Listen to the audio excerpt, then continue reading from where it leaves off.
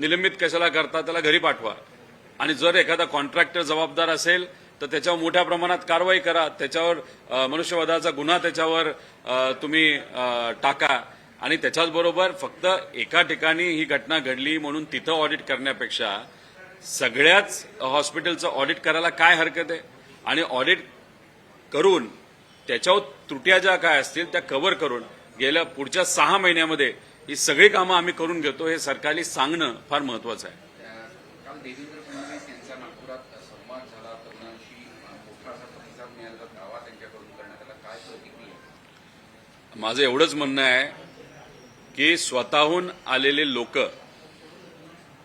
आणि आणलेली लोक हे जर तुम्हाला बघायचं असेल तर राहुल गांधीजींचा कार्यक्रम हा स्वतःहून आलेल्या लोकांचा कार्यक्रम होता.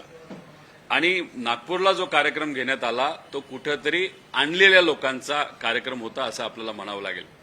आणि माझं एवढंच मत आहे की राहुल गांधीजी तिथे असणाऱ्या मुलींशी संवाद साधत होते.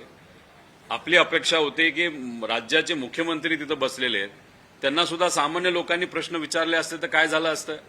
कदाचित एखाद्या व्यक्तीली जे नागपूरचे सुद्धा नागरिक आहेत त्यांनी प्रश्न विचारला असता, गेल्या 3 महिन्यामध्ये आपल्या नागपूर शहरामध्ये 32 मर्डर झाले, तुम्ही होम मिनिस्टर आहात तर याच्यावर तुम्ही का काय करत नाही. त्यामुळे सेट केलेले प्रश्न त्याला सेट केलेली उत्तर देऊन हे कधीही जेनझींबरोबर असा संवाद होत नसतो. त्यामुळे आणि त्याच्यात मला असंही कळतं की कुठल्या तरी एखाद्या क्रिकेटरला पण तिथं आणलं गेलं होतं. आता राहुल गांधीजींचा कार्यक्रम स्वतः त्या व्यासपीठावर होते, बाकी 100 लोक व्यासपीठावर नव्हते नेते, आणि कुठलाही सेलिब्रिटी तिथं आला नव्हता जो नागपूरमध्ये आला होता. मग गर्दी आणण्यासाठी सेलिब्रिटीला आणलं होतं का काय केलं होतं हे त्यांनाच माहिती.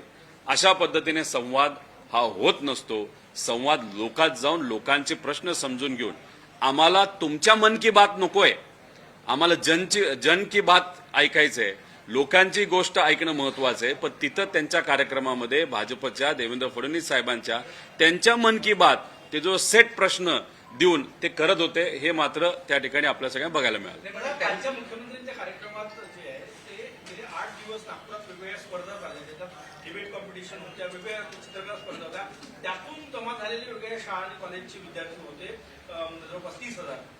मग त्यांनाच तुम्ही संधी द्यायला पाहिजे होती की बाबांनो, लहान मुलाला प्रश्न विचारायचा आहे, हात वरती करा, प्रश्न विचारा.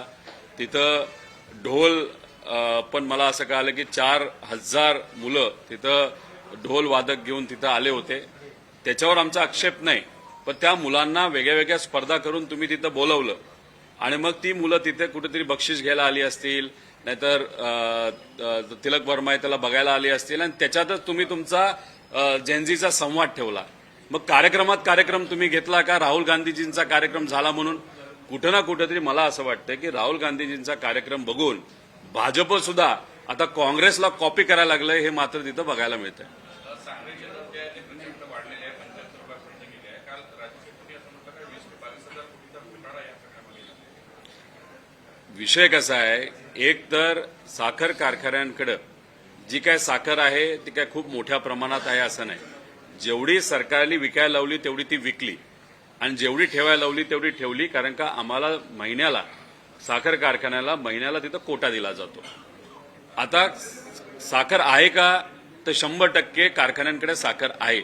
तरी सुद्धा रेट जर वाढत असतील तर कुणीतरी सट्टाबाजी करतंय. ते सट्टाबाजी करणाऱ्या लोकांना तुम्ही पकडा आणि त्यांच्यावर तुम्ही तिथं कारवाई करा, आणि मग ती कारवाई केल्यानंतर रेट कमी येतील असा आम्हाला विश्वास आहे. पण कुठं ना कुठंतरी कुणी ना कुणीतरी याच्यामध्ये सट्टाबाजी करून तिथे असणाऱ्या ग्राहकांना त्रास देते हे आपल्याला कुठेतरी बघायला मिळतंय.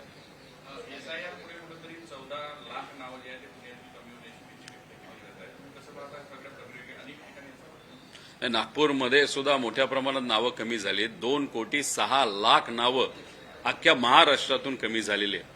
म्हणजे आधी आपण 9,72,00,000 मतदार आपल्या महाराष्ट्रात होते, त्याच्यातून आता राहिले किती तर 7,60,00,000. कमी होण्याचं कारण आम्ही समजू शकतो, मृत्यू ज्यांचा झालाय, जे परमनंटली दुसरीकडे गेलेत हे झाले ते आम्ही मान्य करतो. पण आमचं हेही मत आहे की भाजपली प्रत्येक तालुक्यामध्ये भाजपचा एका सॉफ्टवेअर तिथं दिलं होतं. त्या कार्यकर्त्यांनी आपला विरोधातला आणि संदिग्ध अशा 3 कॅटेगरीमध्ये प्रत्येक मतदारसंघामध्ये सर्व्हे करून घेतला. त्याची प्रिंट काढली गेली. बीएलओला टार्गेट दिलं गेलं की घरी जाऊन तुम्ही सर्व्हे करा, पण बिचाऱ्या बीएलओना घरी जाता आलं नाही कारण का ताण इतका होता, टार्गेट मोठं होतं. तर त्यांनी टेबल सर्व्हे केला. टेबल सर्व्हे म्हणजे काय, एका ठिकाणी बसून कुठल्या तरी कार्यालयामध्ये बसून त्यांनी सर्व्हे संपवला.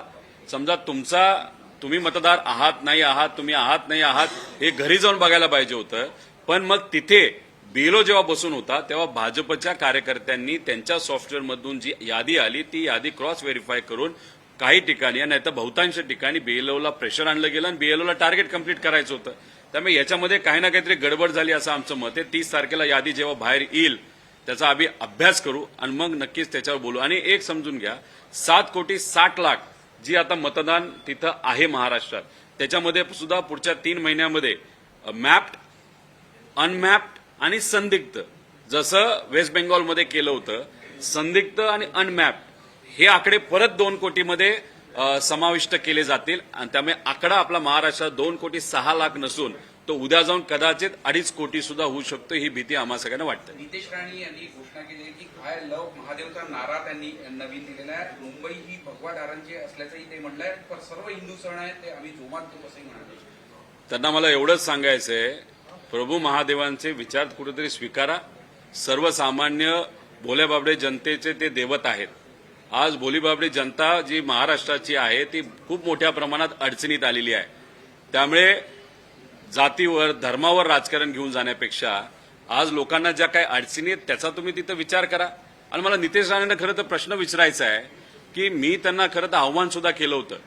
खऱ्या अर्थाने धर्माचा प्रसार करणारा एक नेता म्हणून त्यांच्याकडे भाजप बघते, लोक बघत नाहीत, ती वेगळी गोष्ट आहे. मग याच्यात हिंमत दाखवायला पाहिजे होती. पवित्र अयोध्यामध्ये जेव्हा लोकांनी 10,000 रुपये, 100 रुपये, 1,00,000 रुपये जे काही पैसे तिथं देऊन प्रभू श्रीरामांचं मंदिर तिथं बांधलं, त्याच्यामध्ये जो 1,500 कोटीचा भ्रष्टाचार झाला, तेव्हा तुम्ही कुठल्या राजकीय बिळामध्ये जाऊन लपला होता असा नितेश राणेंना मी प्रश्न करतो.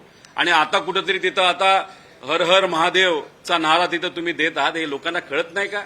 माझं एवढंच म्हणणं आहे, तुम्ही ज्या विभागाचे मंत्री आहात ना, त्याच्यात जे मच्छीमार येतात, जे आपल्या महाराष्ट्रातल्या समुद्र किनाऱ्यावर राहत असतात, त्यांना बोटीला लागणारं जे पेट्रोल आहे, डिझेल, ते परवडत नाही. कर्नाटकात जावा, 72 रुपये लिटरला पेट्रोल दिलं जाते, डिझेल दिलं जाते. तसंच या मच्छीमारांना देण्यासाठी प्रयत्न करा, तर ती लोक तुमच्या बरोबर राहतील. पण फक्त तुम्ही वरून आदेश आला म्हणून काहीतरी बोलायला निघालात तर हे लोकांना पटणार नाही. दोन्ही राष्ट्रवादी विलीनीकरणाच्या चर्चा सध्या सुरू आहे. तुमचा भाजपसोबत सरकार करण्याला विरोध राहणार का? चर्चा कुठं सुरू आहे?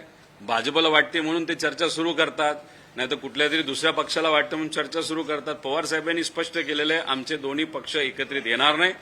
आमचा पक्ष हा रस्त्यावर राहून लोकांची बाजू मांडत शिवशाहू फुले आंबेडकरांच्या विचारावर तिथं राहणार. जो विचार पवार साहेबांनी गेले 65 वर्ष तिथं सांभाळलेला आहे, त्याला वाढवलेलं आहे, ताकद दिलेली आहे, तोच विचार आम्ही पुढे घेऊन. त्यामुळे विलिनीकरणाचा मुद्दा तिथं कुठेही त्या ठिकाणी येत नाही. पण कुठे अपसेट दिसत आहे का? काँग्रेसकडून काही वक्तव्य आले. पवार साहेब जेव्हा मोदी साहेबांना भेटले पंतप्रधानांना, त्यानंतर काँग्रेसकडून आमचंही लक्ष ठेवून आहे असे काही वक्तव्य आले. अपसेट दिसत आहेत. नाही, पवार साहेबांबद्दल कुणीही काँग्रेसमधून बोललेलं नाही. विषय एवढाच आहे की जेव्हा महाराष्ट्रामध्ये मुख्यमंत्री साहेबांच्या विभागामध्ये आमचं काम असतं, सगळ्यात जास्त मुख्यमंत्र्यांच्या विरोधात मी बोलतोय. पण त्यांच्याकडे पद आहे, त्यांच्याकडे सत्ता आहे. सामान्य व्यक्तीचं काम करण्यासाठी एक प्रयत्न करणं ही आमच्या सगळ्यांची जबाबदारी. त्यामुळे आम्ही सुद्धा मुख्यमंत्री साहेबांना पत्र घेऊन जातो. तसंच जर सुप्रियाताई आणि काही खासदार पंतप्रधान साहेबांना भेटले असतील तर त्यात चुकीचं काय? पंतप्रधान हे देशाचे पंतप्रधान आहेत, त्यांच्याकडनं काम व्हावं अशी त्यांची अपेक्षा असावी. होईल नाही होईल हा वेगळा विषय. त्यामुळे कोणाला तरी भेटलं म्हणून आम्ही एनडीएमध्ये चाललो असं होत नसतं.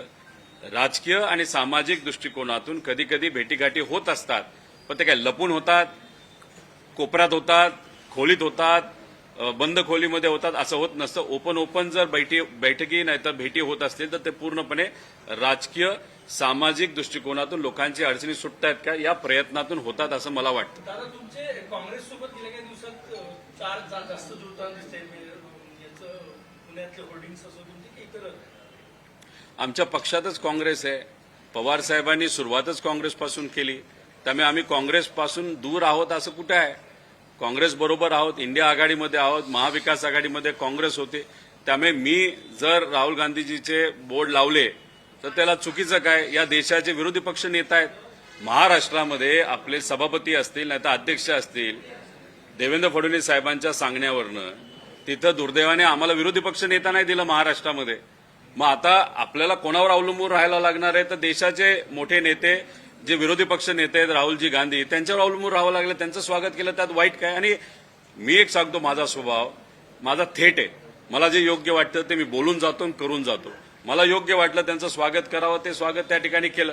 आता येत्या काळामध्ये आज संध्याकाळी 4 वाजेपर्यंत आदिवासी मुलामुलींचा विषय या सरकारकडनं जर सुटला नाही तर नागपूरमध्ये पुढच्या महिन्यात नाही तर त्याच्या पुढच्या महिन्यात एक खूप मोठं आंदोलन आदिवासी विद्यार्थ्यांचं आम्ही घेऊ आणि त्या आंदोलनासाठी आम्ही राहुल गांधीजींना निमंत्रित करू आणि ते येतील असा आम्हाला विश्वास आहे.